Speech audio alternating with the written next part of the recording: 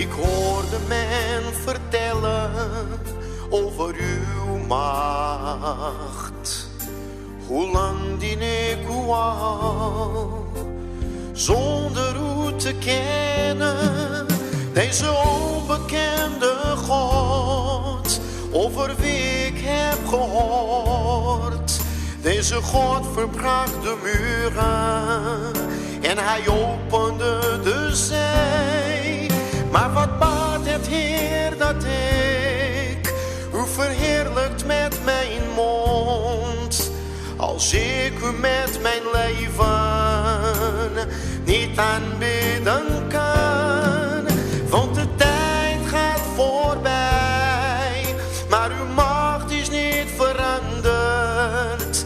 Heer, ik weet dat u heel groot bent en ik kom om u te kennen.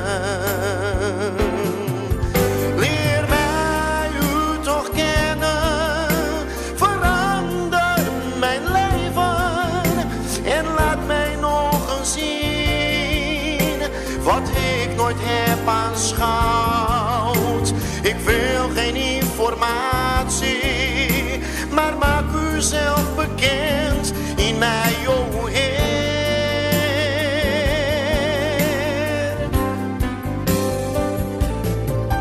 Want wie God nog niet kent, keert terug in al zijn strijden.